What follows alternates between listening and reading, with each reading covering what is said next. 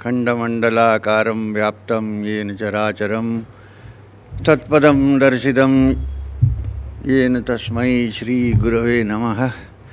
अज्ञानतिमिरान्धस्य ज्ञानाञ्जनं शलाकया चक्षुरुमिलितं येन तस्मै श्रीगुरवे नमः।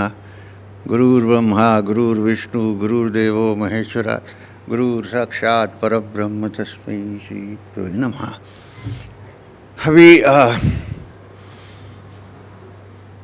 हमने सोचा कि सत्संग अंग्रेजी में होगा, तो इन्होंने कहा कि हिंदी में करो। अब क्या करना है? Anybody who doesn't know Hindi here? कोई है क्या? चलो हो गया, ख़त्म। थोड़ा कुछ हिंदी नहीं आता है क्या आपको? हाँ, नो हिंदी? थोड़ा थोड़ा आता है ना। चलो, तो no, if you have a doubt I will explain, don't worry. तो आज ऐसे ही जनरल सत्संग है, इंट्रोडक्शन है कि आप क्या एक्सपेक्ट करके आए हैं, क्या होगा कुछ समझ में नहीं आ रहा है ना। नए लोग बहुत बैठे हैं, पुराने लोग तो समझ जाते हैं क्या बोलने जा रहा है। मगर नए अच्छा है कि नए लोग आए हैं, और मुझे इतनी खुशी होती है कि कम उम्र के लोग यहाँ हैं बहुत। मेरे जैसे, मैं भी कम उम्र का ही हूँ। खाली बाल सफ़ेद हो गए हैं, मगर अंदर से वही आप जैसे ही हूँ। तो एक दो चीज़, कल और परसों 2 दिन है हमारे पास, और मुझे ये भी मालूम है कि आपके बीच में बहुत लोग होंगे जो क्रिया लेने के लिए आए हैं, ये भी मुझे पता है। तो क्रिया के लिए कौन आया? हाथ ऊपर कीजिए। ओह माय गॉड, पूरे हुई है। चलो, तो क्रिया के बारे में हम कल करेंगे बात। कल 2 दिन है ना, फुल दिन। ये खाली आपसे परिचय करने के लिए, कुछ ऐसा सत्संग नहीं है। ये सत्संग है, आपस में आप और हमारा परिचय हो जाए, इसी को सत्संग कहते हैं। और कल हम एक ब्लूप्रिंट बनाएंगे कि हम कहाँ जा रहे हैं, किस तरफ जा रहे हैं, कौन सी ओर जा रहे हैं। लोगों को जल्दी प्रैक्टिस करने में इंटरेस्ट लग जाता है, मगर किस लिए नहीं प्रैक्टिस कर रहे हैं ये नहीं जानते। तो अगर कारण नहीं मालूम है क्यों हम साधना कर रहे हैं, तो क्या होता है लास्ट में? पागल हो जाते हैं लोग। कुछ प्रैक्टिस करते हैं, कुछ होता है, पता नहीं लगता है कि क्या हो रहा है, कहाँ जा रहे हैं। तो इसके लिए एक ब्लूप्रिंट बनाना पड़ता है। मुझे एक दिन में कम से कम 10 ईमेल तो बहुत आते हैं, इस तरह का ईमेल कि मैंने कहीं गया, मैंने कुछ किया, अब मुझे कुछ हो गया, आप बचाइए। मैंने कहा तुम कहाँ गए और किसने क्या दिया, उनको जाके पूछिए, वो हाथ में नहीं मिल रहे हैं आपसे। अरे अब बचाइए। तो इसलिए कभी भी ध्यान व्यान करने के पहले सोच लेना चाहिए कि क्यों कर रहे हैं, किस तरफ जा रहे हैं, इसको सोचना चाहिए। हिंदी ठीक है ना? Okay, no problem.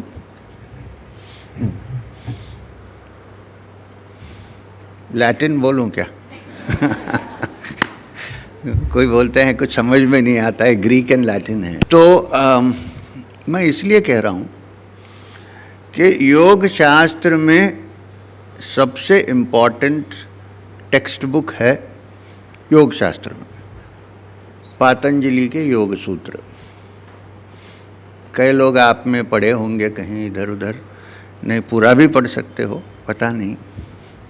इसलिए मैं कह रहा हूँ कि आजकल लोग पूरा नहीं पढ़ते हैं, इधर थोड़ा पढ़ते हैं, उधर थोड़ा पढ़ते हैं, बोले अभी समझ गया। ऐसा नहीं समझते।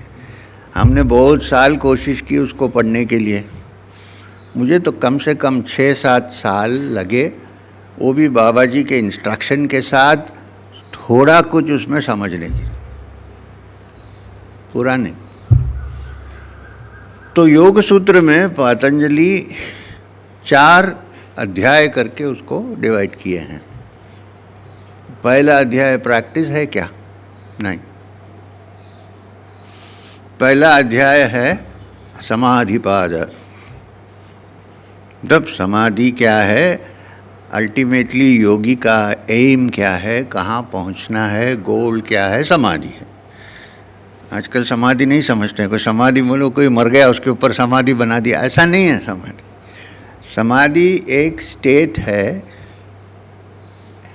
जो योगी अपने प्रयत्न से और ईश्वर की कृपा से, वो तो है ईश्वर प्रणिधानानि, ईश्वर के ऊपर सरेंडर करने के बाद गुरु के इंस्ट्रक्शन से प्रैक्टिस जो करता है, अभ्यास जो करता है, वो आखिर में समाधि में पहुंचता है। इसलिए कभी कभी पतंजलि के योग को अष्टांग योग कहते हैं। पतंजलि कभी वहाँ अष्टांग योग का प्रयोग नहीं किया है। अंग है 8, मगर पतंजलि ने कहीं उसको अष्टांग योग के नाम से नहीं बुलाया, नहीं बोला है। उन्होंने कहा कि ये क्रिया योग है। मैं आपको बताता हूँ। तो पहले क्या है, समाधिपाद है। तो अगर योग के 8 अंग है, अब मैं योग पतंजलि के योग के बारे में कह रहा हूँ। ऐसा योग भक्ति योग हो सकता है, ज्ञान योग हो सकता है, कर्म योग हो सकता है, कुछ भी हो सकता है। मैं जो बोल रहा हूँ वो पतंजलि के योग के बारे में कह रहा हूँ। पतंजलि जो दवा बनती है वो पतंजलि नहीं। पतंजलि आधा सर्प और आधा मनुष्य समझते हैं लोग, क्योंकि वो कोई ह्यूमन बीइंग नहीं है, डिवाइन बीइंग है, योगी है। तो अष्टांग योग में मतलब 8 अंग है। उसमें पहला अंग है यम, फिर है नियम। अब आप भक्ति योग, भक्त हो या ज्ञानी हो या कर्मयोगी हो, कुछ भी हो, यम नियम सबके लिए इम्पोर्टेंट है। अब जो मैं कहने जा रहा हूँ ध्यान योग के बारे में, मगर यम नियम जो है वो सब कोई भी ये नहीं कि मैं बड़ा भगत हूँ इसलिए मैं जैसा चाहे ऐसे जीऊँगा, नहीं हो सकता। यम नियम का पालन करना पड़ता है। ज्ञानेश्वरी पढ़िए, आप तो महाराष्ट्र में बैठे हुए हैं। तो यम नियम, उसके बाद आसन। आसन का मतलब नहीं है कि सब लोग पैर पेड़ के ऊपर करके सर नीचे लटकाएं, ऐसा नहीं है। हम सीखेंगे उसके बारे में डिस्कस। अच्छा है आसन करना, अच्छा है, ऐसा नहीं बोल रहा, मगर वो क्या है, किस लिए आसन क्या होता है। पतंजलि ने खाली एक सेंटेंस यूज़ किया है, स्थिर सुखम आसनम, बस हो गया। बाकी आसन आपको सीखना है तो योग प्रदीपिका वगैरह में सीखना पड़ता है। तो यम नियम, उसके बाद आसन, फिर प्राणायाम, फिर प्रत्याहार, फिर ध्यान, फिर धारणा, समाधि इव संयमा। आखिरी कल्मिनेशन समाधि है। तो डेथ की बात नहीं है, जिंदे होते हुए समाधि का अनुभव होना, ये योग का उत्तम स्थिति है। और आप और हम सब इसको समाधि अनुभव कर सकते हैं, ये मेरा कन्विक्शन है। उसके लिए कपड़े बदलने की ज़रूरत नहीं है, हेयर स्टाइल बदलने की ज़रूरत नहीं है। मैं भी लंबा रखा था, बांध के काट दिया, क्योंकि सब लोग इसको इमिटेट करना शुरू कर दिए। वो सोचेगा ऐसे लगाने से योगी बन जाए, नहीं बनेंगे। बाल काटने की ज़रूरत नहीं है, शेव करने की ज़रूरत नहीं है, रुद्राक्ष पहन सकते हो, ज़रूरत नहीं है। और ऐसा भी नहीं है कि संन्यास लेने से ही योगी, ऐसा भी नहीं है। बाबा जी ने मुझे इसीलिए हिमालय से निकाल के कीचड़ में, सॉरी, ये जगह इधर भेजा संसार में। मैंने बाबा जी से कहा कि बाबा जी बड़ी सुंदर जगह है, कोई शेड्यूल नहीं है, आपके साथ घूम रहा हूँ पीछे पीछे कुत्ते जैसे, बड़ा आनंद हो रहा है, समाधि का अनुभव हो रहा है, ठंडी हवा है, गंगा का पानी है, अब क्यों कीचड़ में फंसा रहे हो? बोले जाओ तुम अपना काम करो, ये तुम्हारा काम है इसलिए आ गए, चलो। तो उन्होंने एक ही काम मुझे सौंपा है कि सबको बताओ कि ये कोई चीज़ नहीं है जो जंगल में बैठा हुआ आदमी करे, कहीं भी रह के कैसे भी स्थिति में कर सकते हो, और करके समाधि भी। अब भक्ति योग में भी समाधि होती है, ऐसा नहीं कि खाली पातंजलि योग में समाधि, बाद में करेंगे कल डिस्कशन। तो मैंने ये सब्जेक्ट क्यों उठाया? हाँ, तो पतंजलि ने योग सूत्र में पहले समाधिपाद, पहला पद जो है वो समाधि क्या है, क्यों चाहिए, समाधि से क्या होता है? आदमी अपना कंडीशन माइंड को तोड़ के एकदम साफ सुथरा मन को रखे, जहाँ कोई वृत्ति नहीं होती है, ऐसा मन। ऐसे मन में क्या होता है? योग में उसको क्या कहते हैं? बोलिए। समाधि का जो स्थिति होती है जहाँ पूरे वृत्तियाँ मन से निकल जाती है और मन एकदम शांत रहता है, कैवल्य। योग शास्त्र में उसको कैवल्य कहते हैं, अलग अलग है उसका यूसेज, मगर योग शास्त्र में उसको कैवल्य कहते हैं। कैवल्य का मतलब क्या है? कैवल्य संस्कृत वर्ड केवलम से होती है, बनी है। मतलब तब योगी को समझ में आता है केवल एक ही है, दो नहीं है। प्रॉब्लम्स पूरे दो रहने से होता है ना, एक रहने से क्या होता है? हाँ, घर में हस्बैंड वाइफ रहने से ही प्रॉब्लम होता है? नहीं, प्रॉब्लम नहीं होता है। कभी कभी अकेले रहने से क्या होता है? कुछ नहीं होता है। तो ऐसा नहीं है, मैं ऐसे ही जोक कर रहा हूँ, मगर एक्चुअली दो से, डुअलिटी से प्रॉब्लम बनता है। कैवल्य में एक केवल आत्मा या परमात्मा, दूसरा कुछ नहीं रहता है। उसके लिए पूरे वृत्ति मन से निकालना चाहिए, निकल जाती है। अलग अलग तरीके होते हैं। भक्त जो है खाली नाम से ही उसको निकाल देता है, ऐसा अलग अलग तरह के साधना है।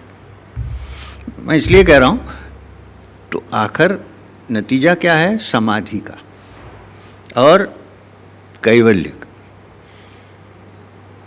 तो इसके बारे में पूरा डिस्कशन पहले होता है समाधि पद में। क्यों? हमारे पास एक ब्लूप्रिंट रहना चाहिए। तो कहाँ जा रहे हैं?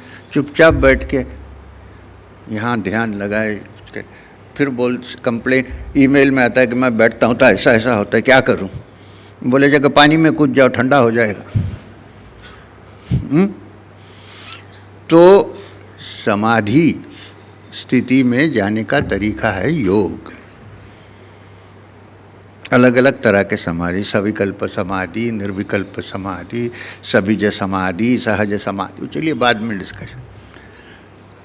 अब दूसरा चैप्टर जो है, दूसरा अध्याय है पतंजलि का, उसका नाम है साधन पद। तो पहले समाधि, तो इसलिए मैं इसलिए कह रहा हूँ कि आप नहीं समझना है कि क्रिया मिलने वाला नहीं है, ये तो बात करता जा रहा है, तो कुछ फिलॉसफी का डिस्कशन ऐसा नहीं है।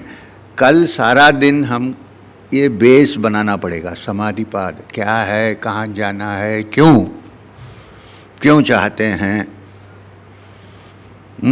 समाधि पिकनिक नहीं है, क्यों चाहते हैं, ये सब सोचना चाहिए। वो कल सारा दिन मैं जहाँ शास्त्र का यूज़ होगा वहाँ मैं लेके आऊँगा, इधर से उधर से, गीता से, उपनिषद से, सब जगह से चुनेंगे थोड़ा थोड़ा। पूरा तो नहीं हो सकता है, ऐसा तो एक उपनिषद पढ़ना शुरू करे तो सारी ज़िंदगी पढ़ते रहे, वो तो नहीं होगा। धीरे धीरे थोड़ा थोड़ा। तो कल आप समझ जाएंगे कि क्रिया या कोई भी क्रिया, खाली हमारी क्रिया नहीं, कोई भी क्रिया या कोई भी साधना क्या ज़रूरी है, क्यों ज़रूरी है, ये आप समझेंगे शाम तक।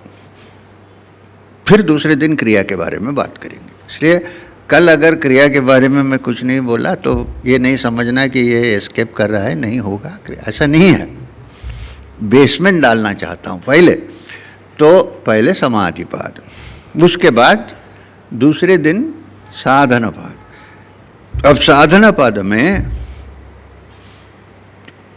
पतंजलि ने अष्टांग योग का जो वाक्य है उसको प्रयोग नहीं किए हैं। उन्होंने कहा है, कोई बोलिए, किसी के पास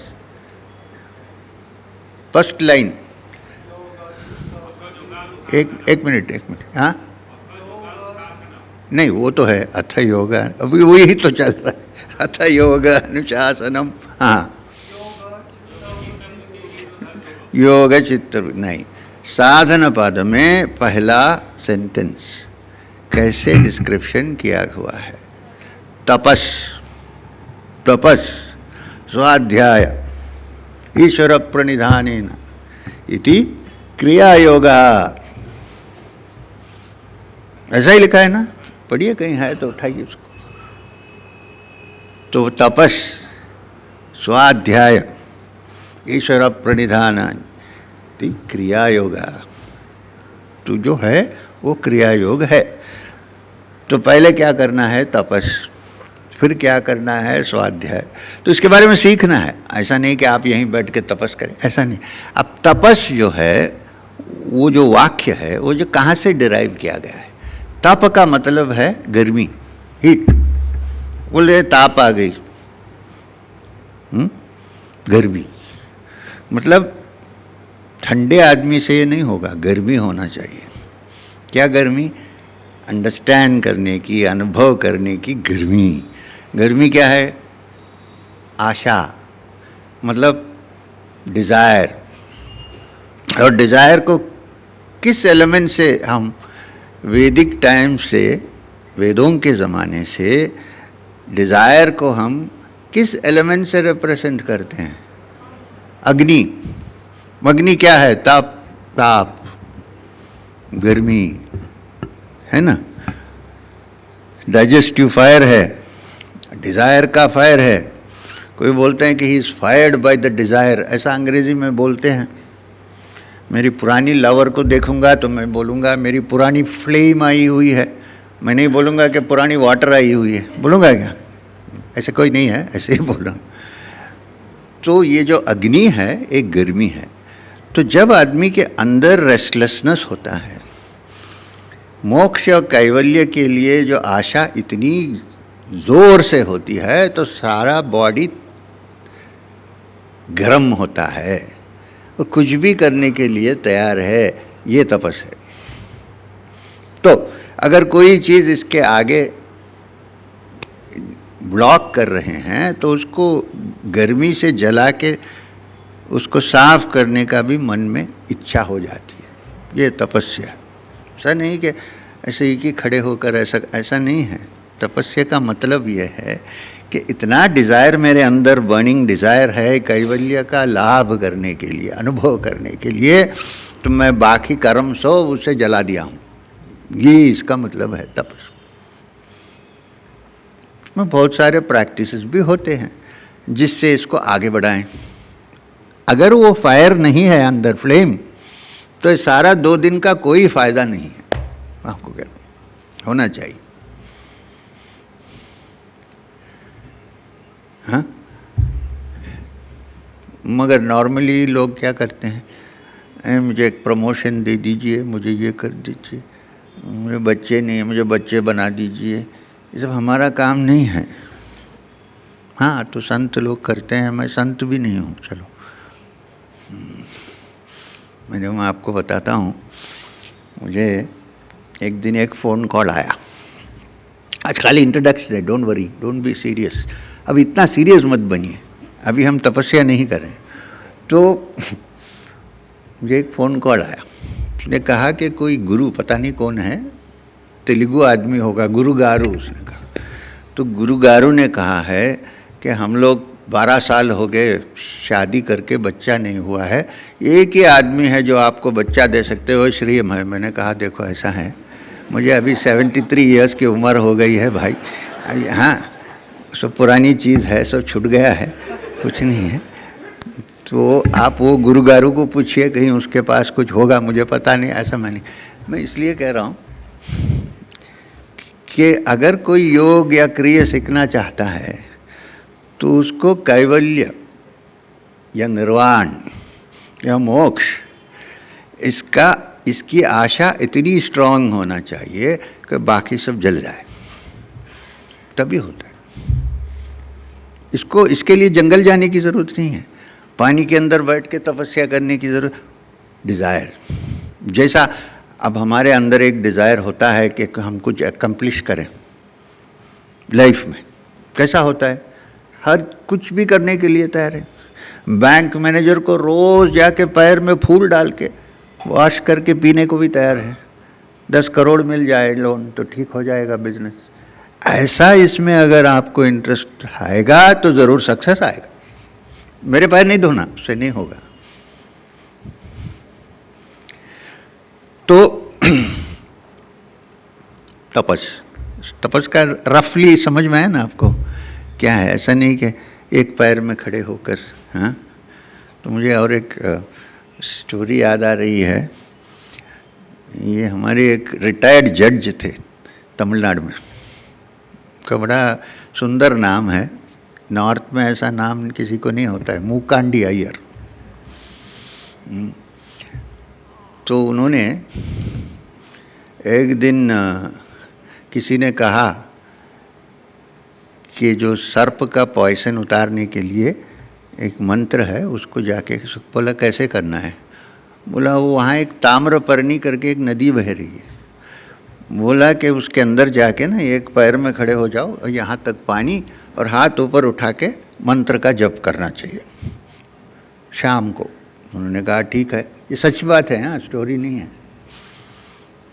तो जज साहब ने, रिटायर्ड हो गए थे तब तक, गए और वे करना शुरू किए। अब उनको सब लोग जानते हैं वहाँ एरिया में।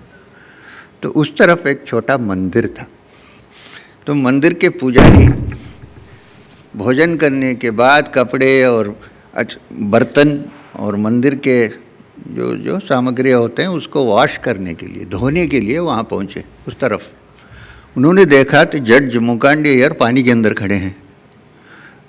तो उन्होंने वहाँ से हाथ से ऐसा दिखाया कि मत आओ, मुझे मत उठाओ यहाँ से। वो लोग सोचे ये मर रहा है इसलिए हाथ ऐसे ऐसे हिला, पकड़ के ऊपर उठा के लेके आ गए। तो ये तपस्या की बात नहीं कह रहा हूँ, मन में एक दृढ़ विश्वास, दृढ़ निश्चय, वो करने के लिए जो भी करना है वो मैं करूँगा, ये तपस्या हो गया। शर्ट पहन के, टी शर्ट पहन के भी तपस्या कर सकते हैं। अच्छा, अब दूसरा क्या है? स्वाध्याय। अब स्वाध्याय का 2 अर्थ है। एक है स्व अध्याय, जो भी आपको गुरु ने दिया है उसको पढ़े, अध्याय करें।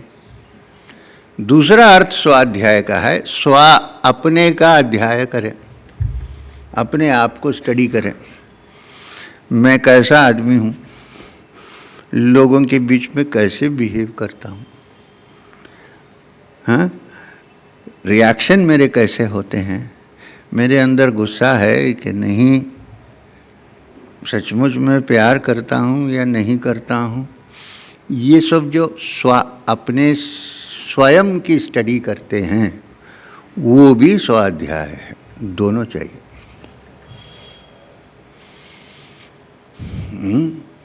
ये दोनों करने से क्या होता है? ईश्वर प्रणिधानानि, तभी ईश्वर के ऊपर हम सरेंडर कर सकते हैं। ये दोनों करना चाहिए। इम्प्योर माइंड, एजिटेटेड माइंड कभी सरेंडर ईश्वर के ऊपर नहीं कर सकता।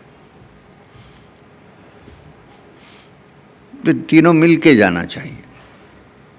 ईश्वर प्रणिधान हो गया, अब क्या है, उसको क्या बोलते हैं तीनों मिला के? क्रिया योग। यही क्रिया है। टेक्निक तो है, मैं ये नहीं कह रहा हूँ कि नहीं है, अभ्यास करने का टेक्निक होता है। अब ये भी मैं कहना चाहूँगा कि ऐसा नहीं है कि सारे संसार में, संसार भी छोड़ो, दूसरे भी रल्म्स हैं, ये खाली भूलोक है। भूलोक, भूलोक, तपलोक, जनलोक, स्वर्गलोक, भूर्भुवः स्वः में ख़त्म किया है, मगर और भी है आगे। सब लोक में, भूलोक से लेकर कोई भी लोक, जो आगे बढ़ना चाहता है आध्यात्मिक तौर से, उसको ये चारों की ज़रूरत होती है। अच्छा, अब कोई भी लोक में ऐसा नहीं है कि जो क्रिया योग जानता है वही मोक्ष पा सकता है, ऐसा नहीं है। हाँ, कई लोग ऐसा बोलते हैं क्योंकि क्रिया बेचने के लिए। कुछ नहीं बेच रहे हैं, यहाँ बिजनेस नहीं हो रहा है, हैं? तो ऐसा नहीं कि क्रिया योग से ही हम मोक्ष, ऐसा नहीं है। क्यों? बाबा जी मुझे कभी कभी पूछते थे, मीराबाई कौन सा क्रिया किया? मीराबाई कौन सी क्रिया की? नामदेव कौन सी क्रिया किए?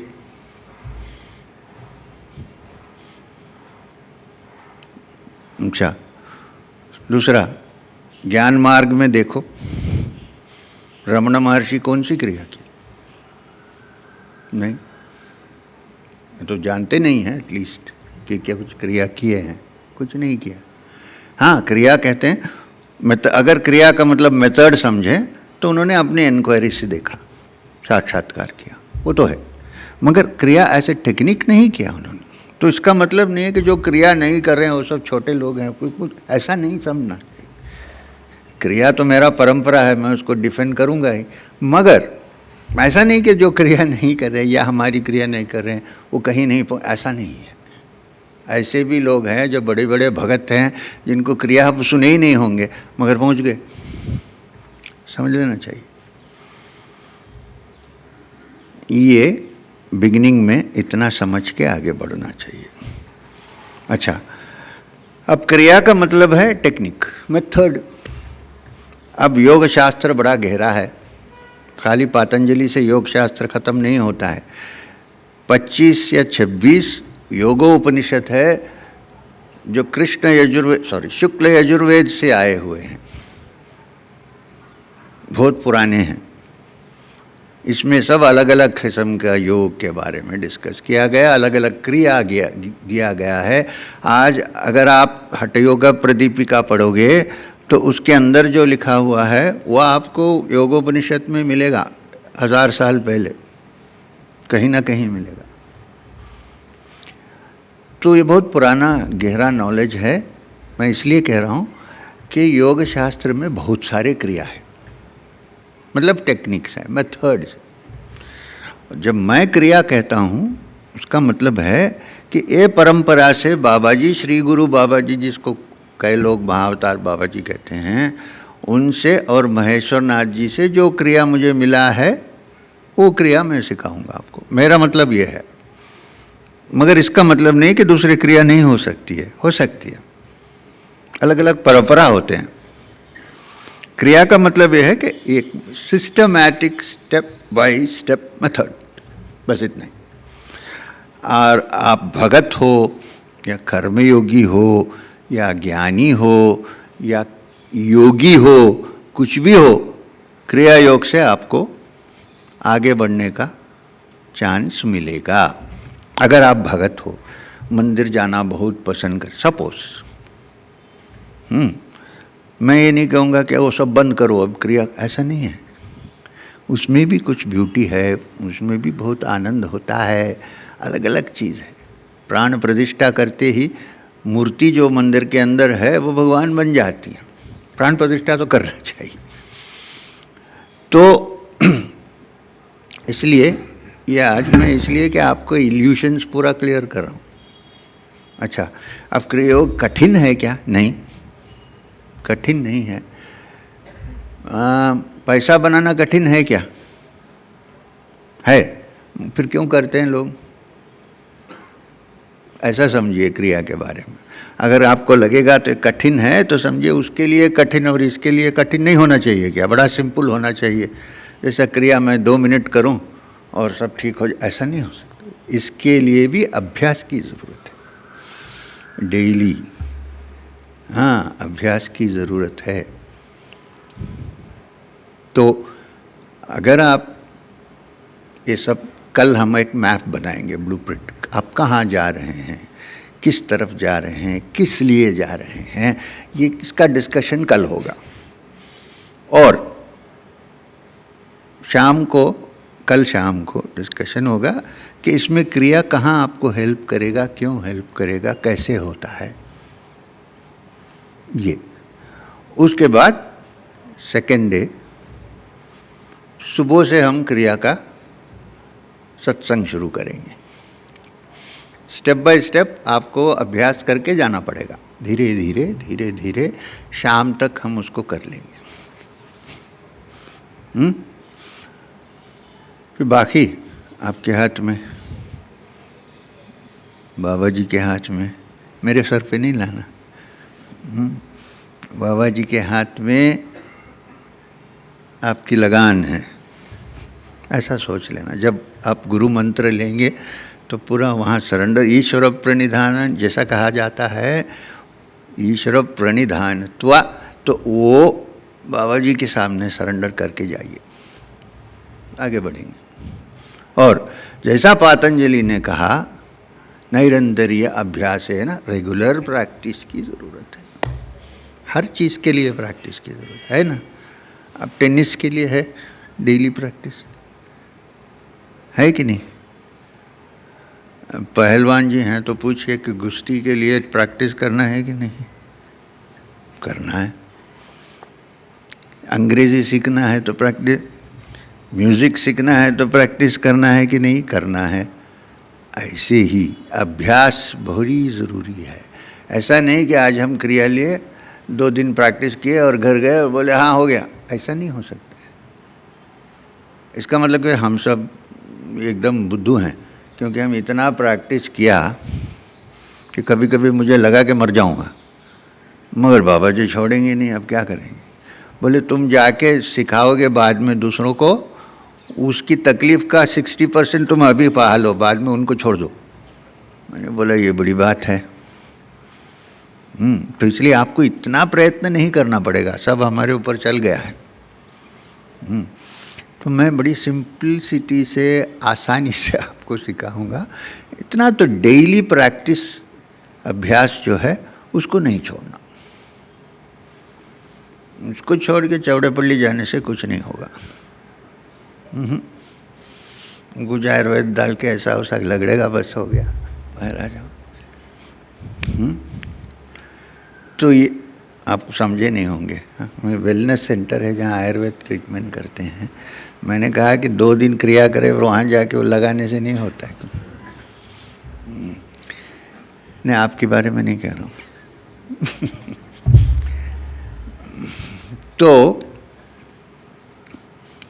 समझ गए ना? अब मुझे लगता है ये एक आइडिया हो गया आपको अब क्या करना। मगर ये भी समझ लीजिए ऐसी कोई कठिन चीज़ भी नहीं है। भूख लगती है ना, तब आप खाना खाते हो, मैं भी खाता हूँ। क्या कठिन है क्या वो? नहीं, मगर भूख लगना चाहिए।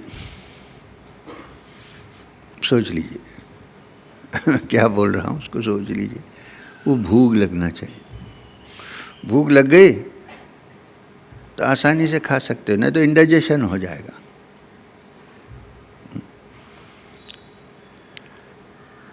और दूसरा, कल नहीं, कल भी शाम को थोड़ी देर के लिए मैं एक संवाद रखूँगा प्रश्न उत्तर का।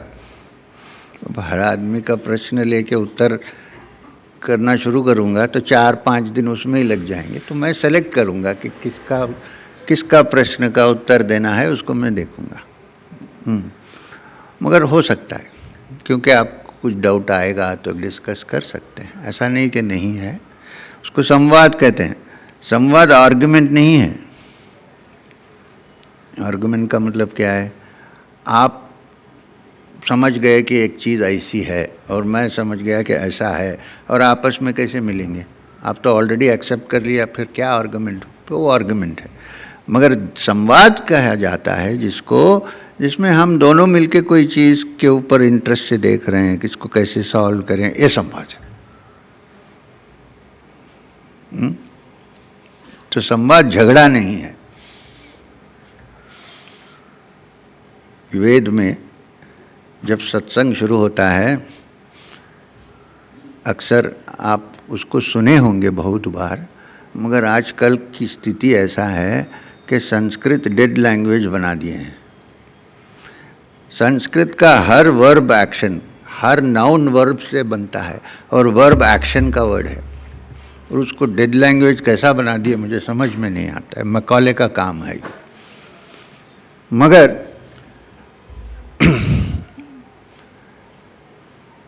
क्यों कहा मैंने इसके बारे में?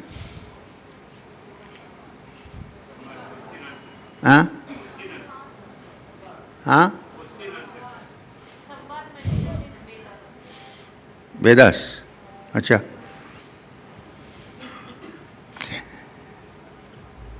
तो आप इसको, मैं इसलिए कहा कि आप ये श्लोक सुने होंगे, मगर कभी कभी सुनने होंगे, उसको बायहार्ट किए होंगे, मगर समझे नहीं होंगे क्या है, क्योंकि संस्कृत चला गया हमारे हाथ से छोड़कर। वो है, अभी मैं जब बोलूँगा आप बोले हाँ ये तो मैं सुनाऊँ। ओम सहनावतु सहनौ भुनक्तु सह वीर्यं करवावहै तेजस्विनावधीतमस्तु मा विद्विषावहै। सुने हैं क्या है ये? सहनावतु, आप और हम दोनों सुरक्षित रहें। सुरक्षित किस चीज़ से? बोल नहीं सकते। आज का ज़माना ऐसा है कि टनल बनाते बनाते पहाड़ी के ऊपर जोशीमठ सिंक हो रहा है। ये ज़माना है। बद्री कब सिंक होगा? नेक्स्ट। पहाड़ी में टनल बना रहे हैं पानी ले। ये सब जो है सेक्रेड माउंटेन्स है, इसमें कोई जाके ड्रिल करता है क्या? सुनने वाले नहीं है कोई। एनवायरनमेंट पूरा खराब हो गया। जोशीमठ सिंक, अब जोशीमठ सिंक हो गया तो फिर क्या बाकी रहा? सोचिए। अब रुद्रप्रयाग तक क्रैक्स आ गए बिल्डिंग्स में। केदारनाथ में 5 साल पहले क्या हुआ आप सब जानते हैं, मैन मेड है। तो इन सब चीज़ों से हम, आप और हम सुरक्षित रहें। सहनावतु, सह क्या है? दोनों, आप और हम, इसका मतलब है सह। सहनावतु सहनौ भुनक्तु, आप और हम सह दोनों को भक्षण या भोजन मिले, नरिशमेंट हो जाए। आपका नरिशमेंट और हमारा नरिशमेंट। नरिशमेंट फिजिकल भी है, खाना पीना, नहीं तो हेल्थ कैसा होगा आपका? आप 10 दिन नहीं खाओगे तो ब्रेन भी काम नहीं चलेगा, करेगा। वो एक्सटर्नल फूड है, फिजिकल फूड है। ऐसे ही माइंड का फूड, वो नरिशमेंट भी हमें हो जाए। सहनौ भुनक्तु सह वीर्यं करवावहै, आप और हम में जो वाइटैलिटी है, वीर्य है, वो बना रहे। तेजस्विनावधीतमस्तु, आपका और हमारा तेजस बढ़े। तेजस क्या है? जब हृदय के अंदर से एक ज्योति निकलती है तब वो तेजस मुख पे दिखता है। मॉइस्चराइजर लगाने से नहीं आता है, वो है तेजस। तेजस्विनावधीतमस्तु माँ विद्विषावहै, आपस में झगड़ा नहीं करे। माँ विद्विषावहै। तो ऐसे माहौल में संवाद में झगड़ा नहीं हो सकता है। संवाद में आप और हम बैठकर एक चीज़ पे देख रहे हैं, इसको कैसे सॉल्व करें प्रॉब्लम को, ये संवाद है। तो ये सब चीज़ हम सीखेंगे धीरे धीरे कल। क्यों मोक्ष प्राप्ति करना है, किस लिए वो इच्छा होती है आदमी के अंदर, ये सब हम कल शास्त्र के अनुसार जैसा लिखा गया है उसके अनुसार हम इसका संवाद करेंगे। और परसों अगर आपको इस कल के बाद लगा के क्रिया चाहिए तब बैठिए, नहीं तो घर जाइए। अगर रिट्रीट के लिए पैसा बने तो जब वापस जाएं तो रिफंड करके भेजिए प्लीज़। नहीं जाएंगे ऐसे ही कह रहा हूँ। वो सब लोग अभी इंटरेस्टेड हो गए, देखें कि ये क्या परफॉर्मेंस करेगा, देखें। खैर, तो ये है आज का सत्संग।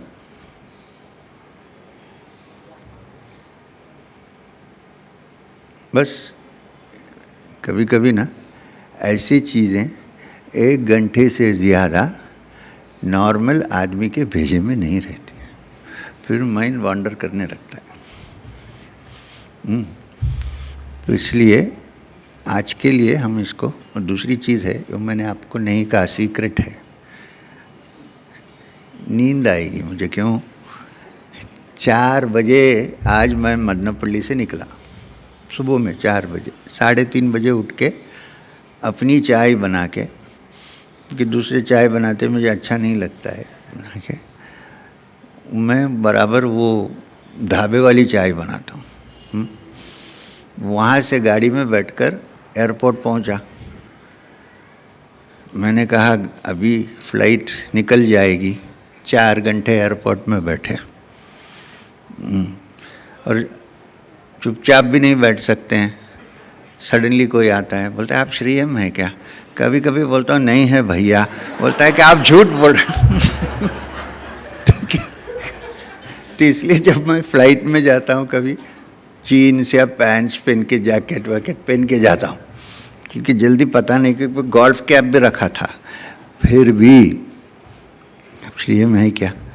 हाँ है। एक ने मलयालम में पूछा श्री एम मानो, मैंने कहा अल्लाह, बोला है, मैं बोला हाँ भैया। तो ये बीच के बीच में मैंने सोचा थोड़ा लीन करके सो जाए वहाँ। 6 फोटोग्राफी सेशन। गुरु मत बनिए, मैं कहता हूँ, बड़ी मुश्किल की बात है।